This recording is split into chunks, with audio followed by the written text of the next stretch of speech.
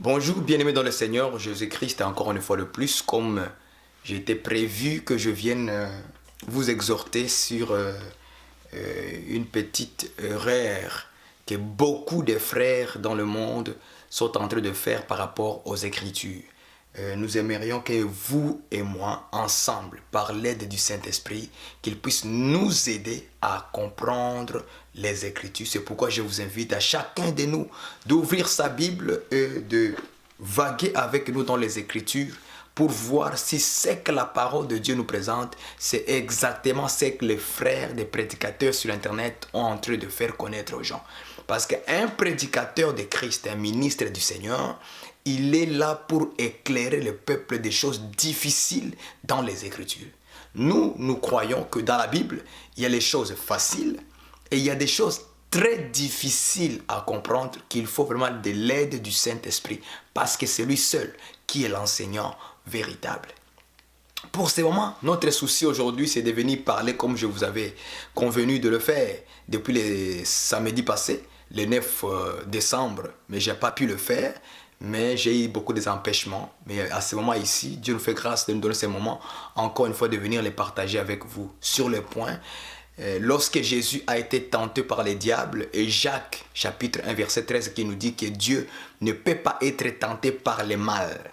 Est-ce que ces deux versets veut dire que le fait que Jésus a été tenté par le diable, cela signifie que Jésus n'est plus Dieu, ou bien il n'est pas Dieu, comme les gens, entre guillemets, ceux qui croient à ce genre de doctrines de la distinction, de la Trinité, toujours, ils cherchent des versets là où ils voient un peu, ça ressemble à voir la distinction. Ah, ils vont s'appuyer là-bas pour montrer, tu vois ici, si voilà Jésus aussi fait ceci, voilà Jésus ici, il fait ceci. Donc c'est comme ça qu'en fait, ils tordent l'essence des Écritures sans vouloir comprendre la parole du Seigneur.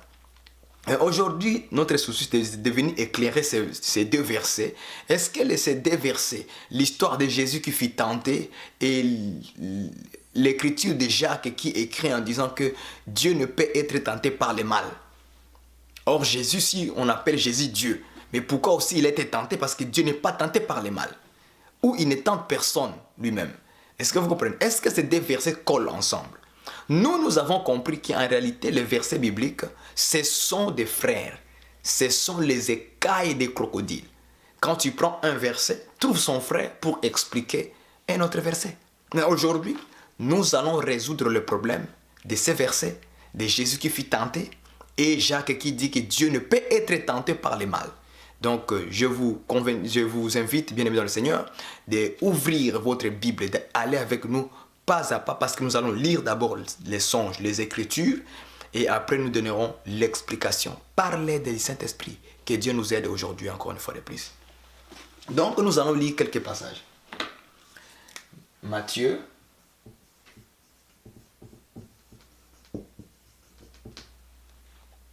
chapitre 4, verset 1 à 4. Marc, chapitre 1, verset 12 à 13. Luc, chapitre 4, verset 1 à 4. Ce sont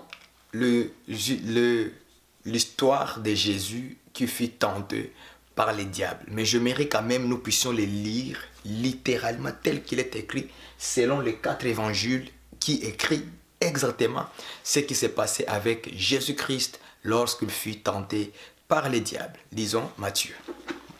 Ma Bible est là. Nous allons ouvrir Matthieu qui va nous expliquer ces choses. Matthieu chapitre 4.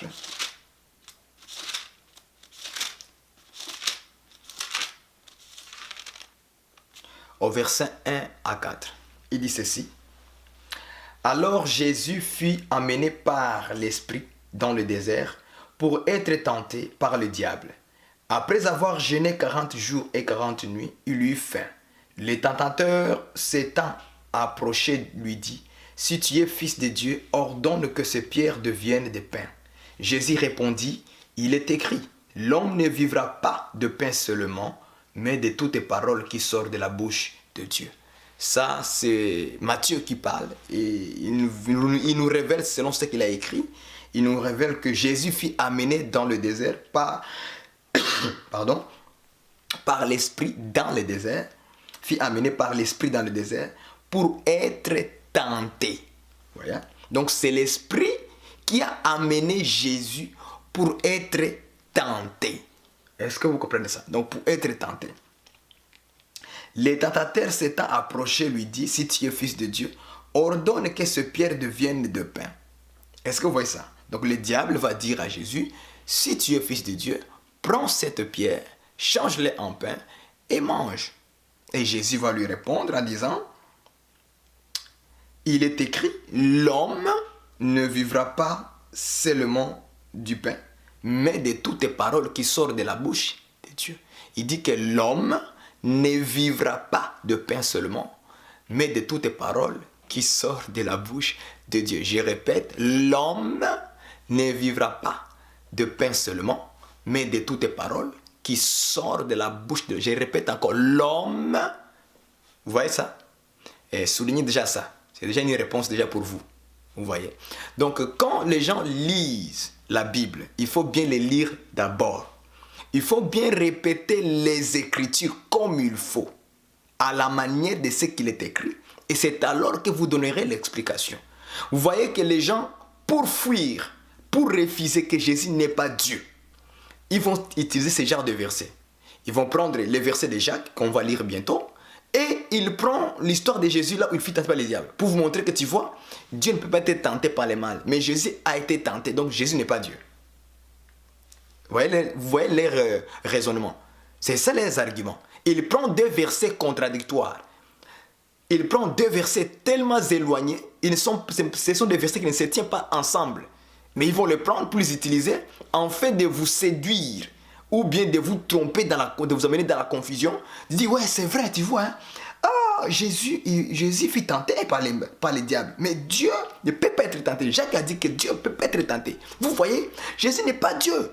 N'est pas Dieu, parce que Jésus fut tenté. Vous voyez, là, vous avez pris deux versets qui n'ont rien à voir avec la pensée de Dieu.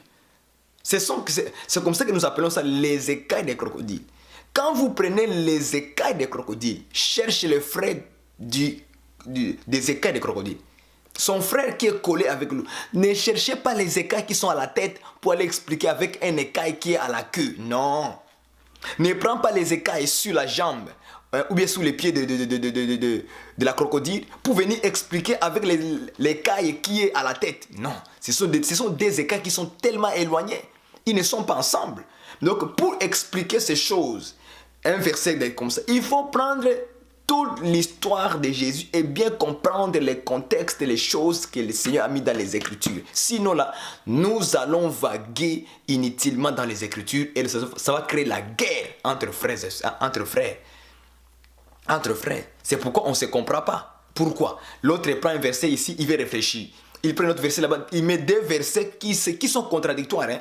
Deux versets qui parlent des choses différentes.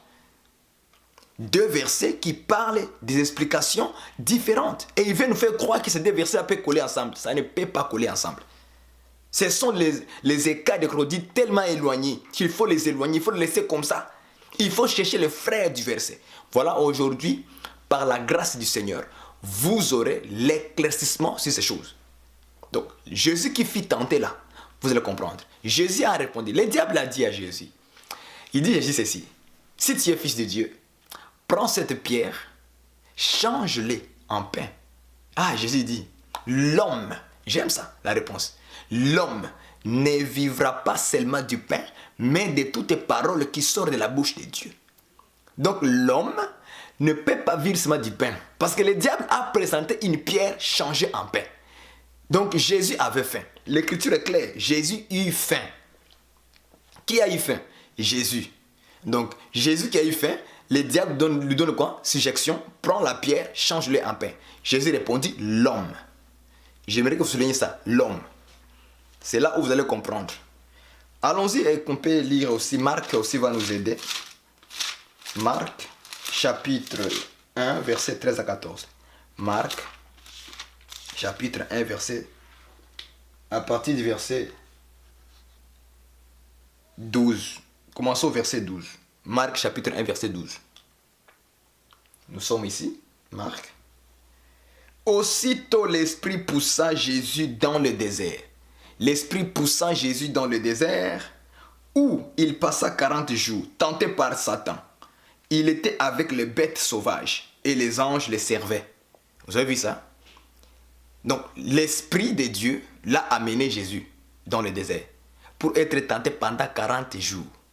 Allons-y voir Luc. Luc chapitre 4, verset 1 à 4. Luc 4, verset 1 à 4. Qu'est-ce qu'il nous dit? Jésus, rempli du Saint-Esprit, donc lui aussi il fut rempli du Saint-Esprit. Jésus, rempli du Saint-Esprit, revint du Jourdain et il fut conduit par l'Esprit dans le désert, où il fut tenté par le diable pendant 40 jours. Il ne mangeant rien durant ces jours-là. Et après qu'ils furent écoulés, il eut faim. Soulignez ça, il eut faim. Le diable lui dit, si tu es fils de Dieu, ordonne à cette pierre qu'elle devienne du pain. Jésus lui répondit, il est écrit, l'homme ne vivra pas de pain seulement. L'homme ne vivra pas de pain seulement. L'homme ne vivra pas de pain seulement. Soulignez ça. Donc nous avons lu les 3 évangiles qui parlent de Jésus qui fut tenté par Satan, par le diable. Et dans leur conversation, les choses ont été claires. Je pense qu'avec moi et vous, on va se mettre d'accord. Ça, je suis sûr qu'aujourd'hui, les écailles vont tomber sur vos yeux. Il n'y aura pas à discuter avec les Écritures.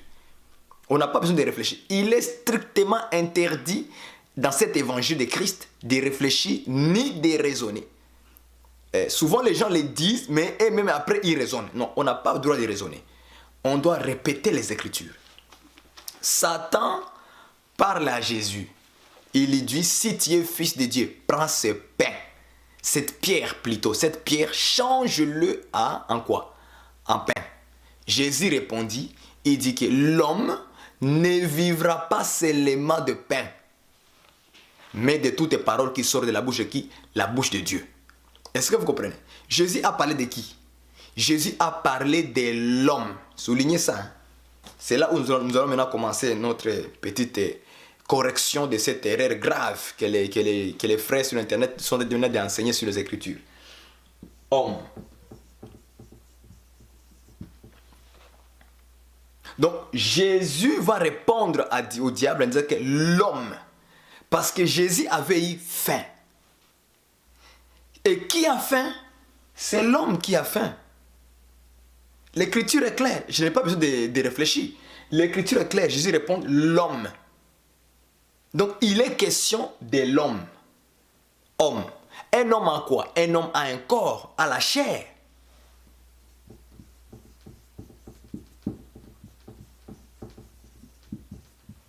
Vous voyez ça? L'homme a un corps, a la chair. Donc le Jésus qui fut rempli du Saint-Esprit et que l'Esprit le conduit dans le désert, c'était Jésus homme. Vous avez compris ça? Est-ce que vous voyez ça maintenant? La lumière. C'est l'Écriture qui le dit. Jésus a répondu. Jésus a répondu. Donc c'était Jésus homme qui faisait qui était allé tenter, que le diable a tenté.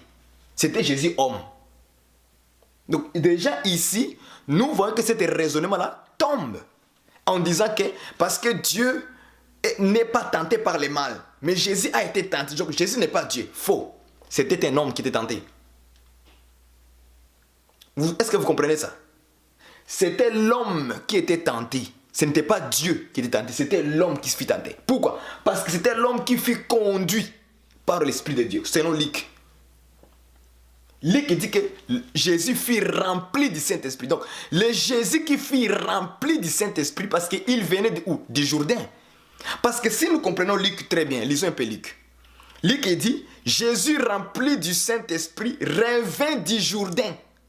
Or, au Jourdain là-bas, il a fait quoi? Le baptême. Est-ce qu'on va dire que c'était Dieu qui était baptisé? Non. Est-ce que vous me comprenez? Donc celui qui était baptisé, ce n'était pas Dieu. C'était Jésus qui, homme. C'était celui qui portait c'est le corps. C'était Jésus, homme, qui se faisait baptiser dans l'eau. Et c'était lui qui fut rempli du Saint-Esprit qui était descendu sur lui sous forme d'une colombe. Est-ce que vous me comprenez? Donc là, on va dire que le Jésus là, qui fut conduit dans le désert, là, c'était l'homme. C'était Jésus, homme. Pas Jésus, Dieu. Non, c'était Jésus, homme. Donc Dieu dans la chair, là. Jésus, homme, qui était conduit par le Saint-Esprit dans le désert. Donc vous voyez déjà que les deux versets là, ça ne tient pas debout.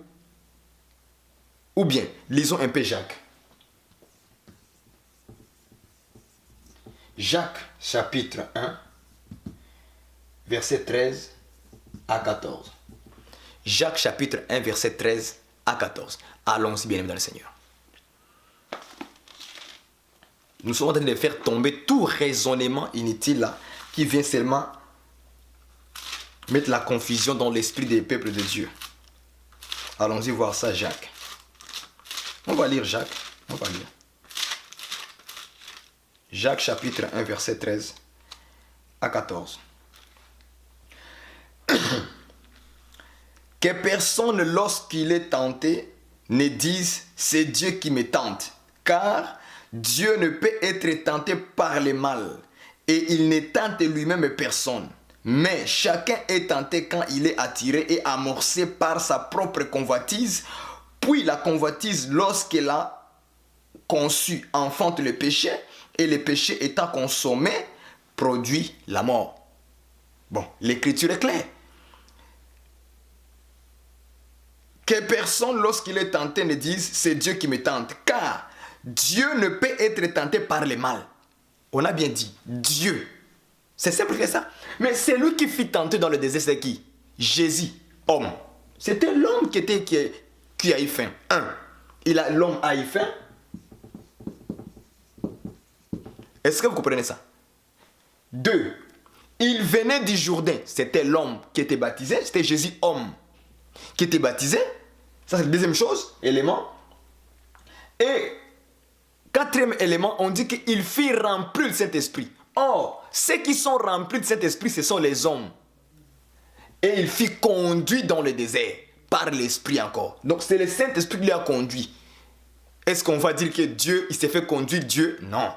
C'était Dieu, l'Esprit de Dieu, qui a conduit Jésus, homme, dans le désert. Bon, tous ces éléments-là, ça nous montre clairement qu'ici, il s'agit de Jésus, homme. Donc, c'était l'homme. Donc, Jacques, chapitre 1, verset 13 à 14, n'a rien à voir avec le mouvement de Jésus qui fut tenté par le diable. Ça n'a rien à voir. Absolument rien à voir. On nous parle de l'homme parce que le diable a bien parlé. Il a dit, prends cette pierre, change-le en pain. Jésus dit que l'homme ne vivra pas de pain seulement. Qui a eu faim? C'était Jésus qui a eu faim. Et le diable va s'adresser la parole à Jésus, homme, pour lui dire, si tu as faim, prends cette pierre seulement, change-le en pain et mange. La faim sera finie. Jésus dit que l'homme ne vivra pas seulement de pain. Mais qui a eu faim à ce moment-là? Celui qui a faim, c'est qui? C'est Jésus, homme, qui avait faim. L'écriture est claire. Il eut faim. Donc, il avait besoin de faire quoi? De manger du pain. Est-ce que vous voyez ça? Donc, ici, dans ce passage des 3 évangiles qui nous présentent comment Jésus fut tenté, c'était Jésus, homme, frère. Il ne faut pas inventer les choses dans la tête. Quand tu n'as pas l'explication des Écritures, il faut se taire. Tout simplement. Mais ce n'est pas l'argument pour prendre maintenant l'histoire de Jésus qui fut tenté par le diable et prendre Jacques chapitre 1 verset 13 à 14 pour nous dire maintenant tu vois, Dieu peut être tenté par le mal. Donc ici Jésus fut tenté, Jésus n'est pas Dieu. Non. Là tu as pris 2 versets contradictoires. Ce sont 2 versets contradictoires. Quand on nous parle de Dieu, Dieu là, ce n'est pas comme vous le pensez. Non, Dieu, selon Jean chapitre 4, verset 24, Dieu est esprit. Donc l'esprit, le Saint-Esprit, l'Esprit de Dieu ne peut pas être tenté par le diable. Parce que c'est Dieu, le Créateur, le Saint-Esprit, qui est le Créateur de toute la création, de tous les esprits. Même le diable a été créé par Dieu. Donc il est impossible que le diable tente Dieu, l'Esprit de Dieu. Impossible. Est-ce que vous comprenez? Parce que c'est lui le Créateur de tous les esprits. Donc par là, nous comprenons que cet argument-là ne tient pas debout. C'est du faux. C'est des raisonnements humains, charnels, terrestres, diaboliques, qui n'a rien à voir avec les Écritures et la pensée du Seigneur. Donc Jacques, quand il a parlé de Dieu ne peut pas être tenté par le mal, il ne parlait pas de Jésus homme. Non.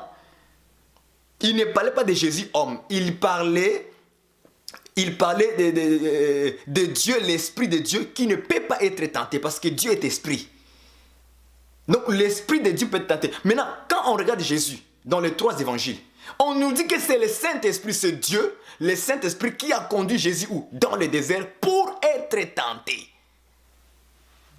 Mais pas Dieu. On n'a pas tenté l'Esprit de Dieu, non. On a tenté Jésus homme, la chair de Jésus là. C'est ça qu'on a tenté. Donc il faut bien comprendre les Écritures à la manière de Dieu. Il ne faut pas inventer des raisonnements humains, charnels, diaboliques, terrestres, démoniaques, sataniques. Non. Il ne faut pas inventer. Voilà, nous venons corriger ce genre de pensée-là. Qu'il ne faut jamais dire, encore une fois, prendre l'argument de Jacques, chapitre 1, verset 13 à 14, là où on nous dit que Dieu ne peut pas être tenté par le mal. Et tu prends l'histoire de Jésus pour venir nous montrer que Jésus n'est pas Dieu. C'est que tu n'as pas bien lu les Écritures, tu n'as pas, en tout cas, tu étais aveugle. Soit tu étais aveugle. Si tu étais aveugle, ok. Mais si tu as bien lu les textes des 3 évangiles, tu verras qu'on nous parle de Jésus homme. C'était un homme qui s'est fait conduire, qui a eu faim, qui a parlé avec le diable. Et Jésus a bien répondu, l'homme ne vivra pas seulement du pain, mais de toutes les paroles qui sortent de la bouche de Dieu. Donc il s'agissait, bien aimé, le Jésus homme qui fit tenter. Donc ce sont les hommes qui peuvent être tentés par le diable. Mais Dieu, jamais. Parce qu'en Dieu, il n'y a ni ombre de variation. Les ténèbres n'est pas en lui. Donc il ne peut pas être tenté par le mal, par le diable, par Satan, par les démons. Non, il ne peut pas être tenté. Quel autre verset qui nous appuie qu'il s'agissait de Jésus homme? Hébreux, chapitre 4, verset 14 à 15. Ça va nous éclaircir, en fait, de finir cette petite correction que nous avons à donner sur les Écritures, que les gens arrêtent de raisonner.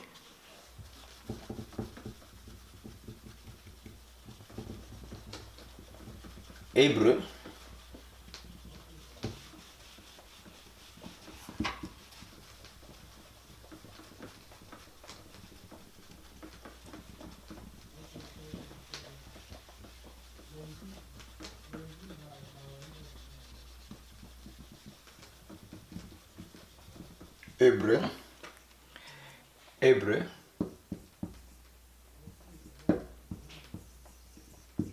Hébreux chapitre 4, versets 14 à 15. Ça va nous éclaircir, encore une fois, sur cette pensée de voir le Jésus qu'on a parlé dans les trois évangiles, qui fit amener dans le désert, tenté par le diable. Ça va nous éclaircir. Hébreu, il va bien parler hébreu. Hébreu va bien parler. Allons-y voir ça, Hébreu. Ça va nous éclaircir. Hébreu chapitre 4. Au verset 14 à 15. Allons-y voir. Hébreu 14 à 15 dit: Ainsi, puisque nous avons un grand souverain sacrificateur qui a traversé les cieux, Jésus, j'aime ça, Jésus, virgule, le Fils de Dieu, virgule, demeurons fermes dans la foi que nous professons, car nous n'avons pas un souverain sacrificateur qui ne puisse compatir à nos faiblesses. Au contraire, soulignez ça, au contraire, il a été tenté comme nous en toutes choses, sans commettre de péché. Vous avez vu ça? Je répète le verset 15. Car nous n'avons pas un souverain sacrificateur qui ne puisse compatir à nos faiblesses. Au contraire, il a été, c'est Jésus, le Fils, le sacrificateur, le souverain sacrificateur, il a été tenté comme nous. Et c'est l'Écriture qui le dit. Donc Jésus, il fut tenté comme qui? Comme nous. Nous qui? Nous les êtres humains, nous les hommes. Hébreu est clair. Qui était tenté? C'est Jésus homme. Selon les 3 évangiles. L'homme ne vivra pas de pain seulement, mais de toutes les paroles qui sortent de la bouche de Dieu. Donc, quand la Bible dit, il a été tenté comme nous. Les nous là, c'est les êtres humains. Ce n'est pas en français. Nous égale homme. Il a été tenté comme nous les êtres humains, nous les hommes. Il a été tenté comme nous. Pas comme Dieu, parce que Dieu ne peut pas être tenté. Donc, Hébreu répond à la question. Donc, on n'a pas besoin de réfléchir. Donc, Jésus a été tenté comme nous. Nous qui? Nous les êtres humains. Selon Hébreu chapitre 4, verset 14 à 15. Donc, on nous parlait de Jésus homme, qui fut tenté comme nous. Alors, s'il a été tenté comme nous, maintenant, Jésus avait quelle nature à ce moment-là? La nature humaine. C'est pourquoi on l'appelle aussi fils de l'homme.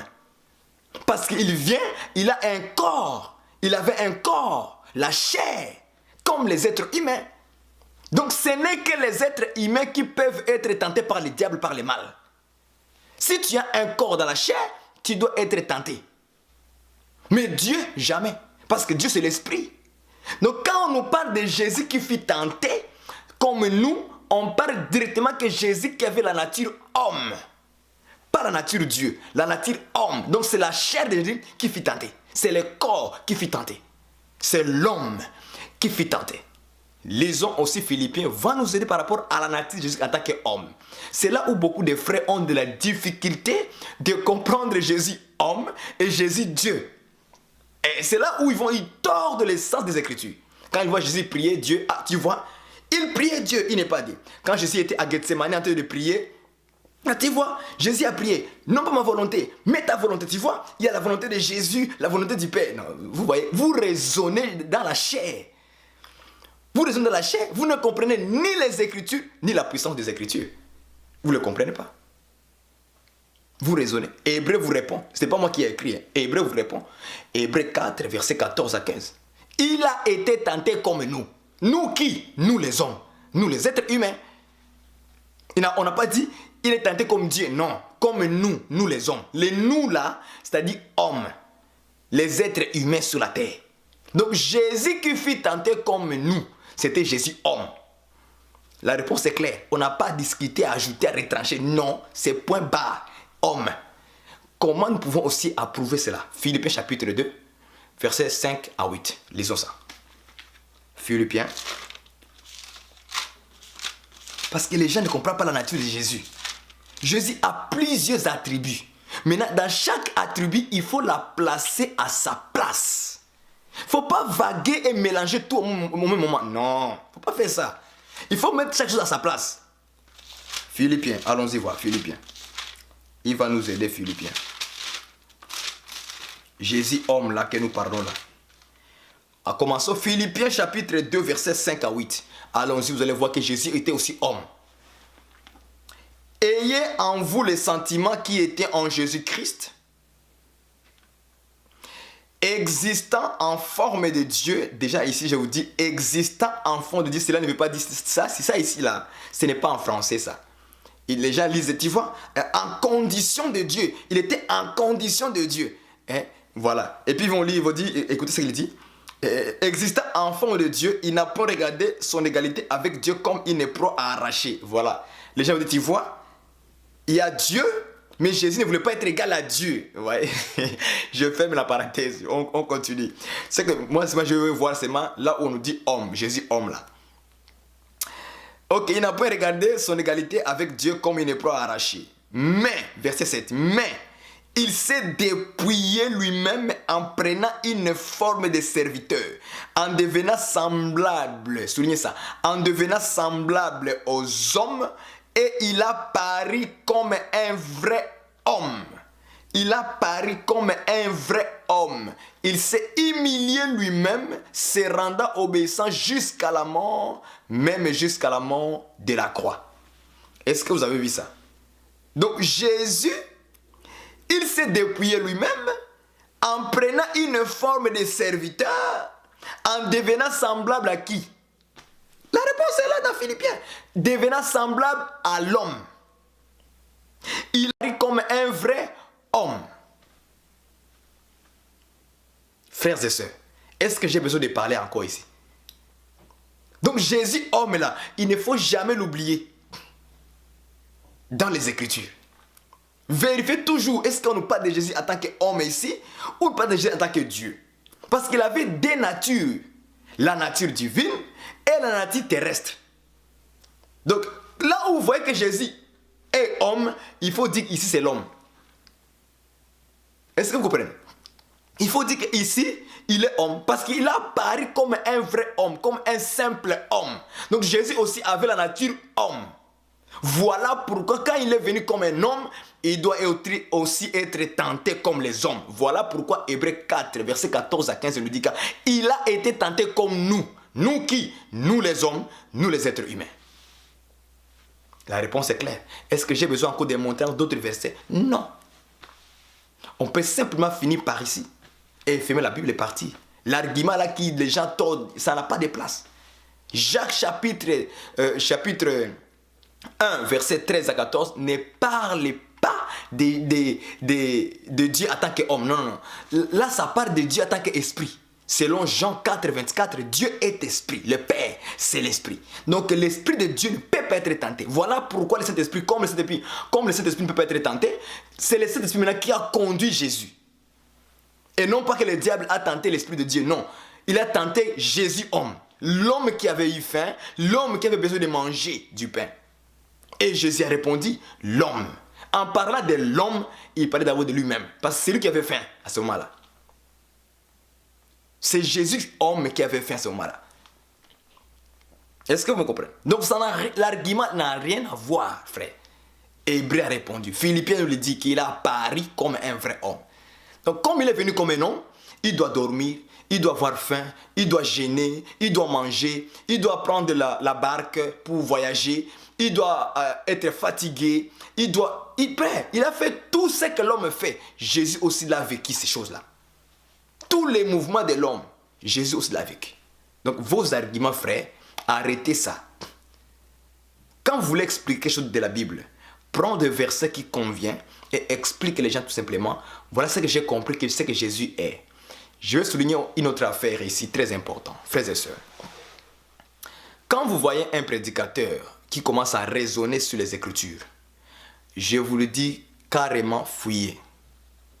Il est strictement interdit de raisonner sur les Écritures.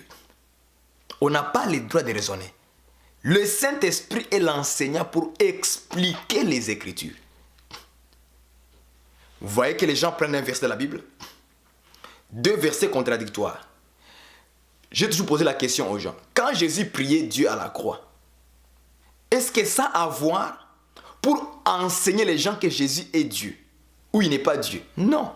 Parce que l'écriture, le mouvement que Jésus est en train de faire à la croix n'a rien à voir pour expliquer les gens que tu vois ici, il priait Dieu, il n'est pas Dieu. Non, ça n'a rien à voir. Là, tu es en train de raisonner selon la logique humaine. Naturellement, ça peut être comme ça. Logiquement, humainement, c'est comme ça. C'est bien beau. C'est correct, humainement parlant. Mais par rapport à Dieu, ce n'est pas ça. C'est une autre affaire parce qu'il avait des natures en lui-même. Il était homme parce qu'il avait un corps. Il était Dieu parce qu'il était esprit. Est-ce que vous comprenez? Tu vois, Jésus ici, il priait dans le Gethsemane. Mon Père, s'il est possible d'éloigner ces coupes de moi. Et non pas ma volonté, mais ta volonté. Tu vois, Jésus a sa volonté. Dieu a sa volonté. Donc il y a deux volontés. Tu vois, il y a la distinction. C'est comme ça qu'il réfléchit. Mais humainement parlant, je vous dis, oui, ça peut être comme ça. Logiquement, littéralement, quand on le lit comme ça, on peut voir que Jésus qui priait le Père, et Jésus demandait au Père d'éloigner la coupe. Qui va éloigner? Le Père, et non pas lui. Tu vois, en lisant comme ça, ça semble être vrai. Oui, humainement parlant, je vous le dis, littéralement parlant, ça semble être comme ça. Mais dans les mouvements de ce que Dieu est en train de communiquer à faire à ce moment-là, ce n'est pas ça. Parce que Jésus était aussi un homme qui prie Dieu. Donc, je peux dire que Jésus qui priait Dieu, c'était Dieu qui prie Dieu. Vous voyez, ça devient compliqué pour vous, non? Hébreu chapitre, je vais lire avec vous. Hébreu chapitre, quelque chose là-bas. Vous voyez comment Dieu a appelé le Fils Dieu. Je pense que vous connaissez le verset. À partir du verset 8. Hébreu chapitre 1, verset 8. Mais il a dit au Fils, ton trône, ô Dieu, est éternel. Le sceptre de ton règne est un sceptre d'équité. Mais Dieu appelle son Fils Dieu. Comment pouvez-vous expliquer ça? Dieu appelle Fils. Ton trône, ô Dieu, est éternel. Si je continue encore à lire jusqu'à la fin, vous allez voir que Dieu attribue la création, le Créateur, comme son Fils. Au verset 10, il dit quoi? Je vais lire avec vous le verset 10. Et encore, toi Seigneur, tu as au commencement fondé la terre et le ciel sont l'ouvrage de tes mains. C'est toujours dans le même contexte. Dieu ajoute encore. Il dit, toi Seigneur, tu as au commencement fait quoi? Fondé la terre et le ciel est l'ouvrage de tes mains. Comment est-ce que le Fils était le créateur de la terre? Quand? Oh, c'est le Père qui parle. Il parle au Fils. Il dit que c'est toi, Seigneur, qui a fait quoi? Fonder la terre. Mais quand nous retournons dans Genèse, qui a fondé la terre et les cieux? Dieu. On dit Dieu créa le ciel et la terre. Au commencement, Dieu créa le ciel et la terre. Mais dans Hébreu, Dieu, le Père, dit au Fils, toi, Seigneur, tu as au commencement fondé la terre. On se pose la question, comment encore le Père peut-il attribuer cette gloire à son Fils? En disant que c'est toi qui as fondé la terre. Ce n'est pas Dieu le Père. Bon, humainement parlant, selon vous, les gens qui ont la distinction, qui ont la Trinité, toi Dieu, des dieux, c'est terrible. Comment peut-il maintenant expliquer ça comme ça? Que Dieu dit au Fils, c'est toi qui as fondé la terre. Ce n'est pas Dieu le Père. Si on lit certainement, non, ce n'est pas Dieu le Père qui a fait ça, qui a créé le ciel. Non, c'est le Fils qui a créé.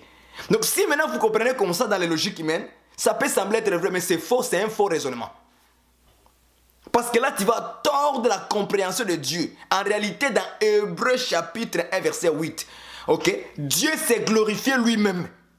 Voilà les choses les plus difficiles à comprendre. En réalité, ici, dans Hébreu chapitre 1, verset 8, là, Dieu s'est glorifié. Quand Dieu parlait au Fils, il ne parlait pas au Fils un être humain. Non.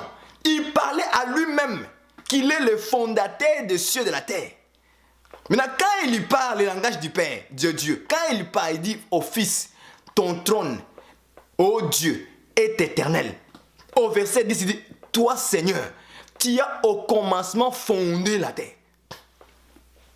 Ce sont des choses qui doivent même nous troubler.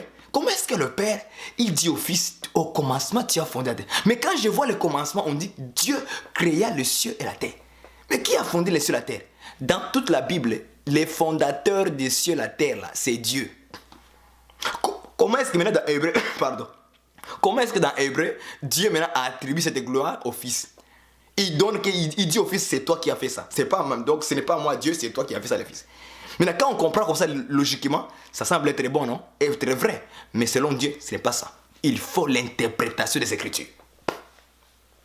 Dans toute la Bible, vous ne verrez pas où c'est le Fils qui a créé le ciel et la terre. On va toujours dire Dieu, l'éternel, Dieu, l'éternel, Dieu. Toujours dans la Bible. Lisez bien les Écritures, feuilletez toute la Bible au complet. Vous allez voir, c'est toujours Dieu qui a créé le ciel et la terre. Donc quand Dieu attribue la gloire au Fils en disant, toi Seigneur, tu as au commencement fondé la terre, en réalité Dieu parlait de lui-même. Parce que le mot Fils là-bas, c'est la parole. Quand on n'a pas la révélation, on se tait, c'est mieux. C'est mieux. Le Fils que Dieu est en train de donner gloire, d'élever, c'est la parole. Or, la parole, c'est Dieu lui-même. Donc, Dieu s'est glorifié lui-même. Il ne glorifiera quelqu'un qui est différent de lui à côté, un fils à côté, non. Quand vous comprenez les Écritures de cette manière-là, nous comprenons qu'il y a un problème de l'interprétation. Voilà pourquoi vous avez des prédicateurs charnels qui vous disent qu'il faut lire la Bible en français. Nous, on a compris que la Bible, ce n'est pas français, ce n'est pas ni anglais, ce n'est pas ni swahili, ce n'est pas ni lingala, ce n'est pas votre langue espagnole, latino, tout qu'on sort. Ce n'est pas ça. La Bible, c'est le langage divin, le langage de Dieu. C'est le langage de Dieu. Quand vous le comprenez à la manière du Saint-Esprit, vous n'aurez pas de problème, de difficultés. Voilà pourquoi nous sommes venus corriger que Jésus qui fut tenté, c'était Jésus homme et non pas Jésus Dieu. Donc Jésus est Dieu à 100%, il est Dieu. Parce qu'en lui, était toute la divinité de Dieu était dans le corps de Jésus.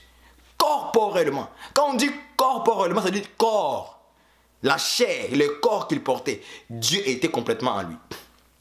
Donc, ce genre d'argument que le frère, soi-disant entre guillemets, qu'ils essaient de convaincre les gens mal affermis qui n'ont pas ni la connaissance des Écritures, qui ne comprennent rien, nous sommes venus vous aider pour corriger ça, que Jésus qui fut tenté, c'était Jésus homme, parce que c'est lui qui a eu faim. Et le diable a vu que Jésus avait faim, il lui a dit de prendre la pierre et de la changer en pain. Jésus lui répondit que l'homme ne vivra pas de pain seulement. Qui avait faim à ce moment-là? C'était Jésus qui, homme. Hébreu nous dit, il a été tenté comme nous. Nous qui? Nous les hommes, nous les êtres humains, nous sommes tentés par les choses de la terre, la convoitise de la chair, tout consort. Mais Jésus qui a été tenté, Jésus homme qui a été tenté, lui il n'a pas commis ni de péché, ni de transgression. Mais il était obéissant et l'obéissance jusqu'à la croix. Donc, il s'agit de Jésus-Christ homme. Ça n'a rien à voir avec Jacques chapitre 1, verset 13 à 14.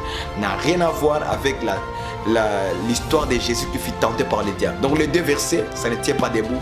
On ne peut pas les coller ensemble. Il faut les mettre à part. Que Dieu vous bénisse, ces choses vous amènent une petite lumière là-dessus pour corriger ça. Ces gens-là qui prennent des versets hors contexte, hors la façon de Dieu, ils veulent expliquer la manière des hommes. Oh, la manière des hommes, ça peut sembler être bon et vrai, mais c'est un mensonge grave de l'ennemi. Soyez tous bénis au nom de Jésus-Christ, le Seigneur, le Dieu véritable, notre Père. Soyez tous bénis. Bye bye. À la prochaine.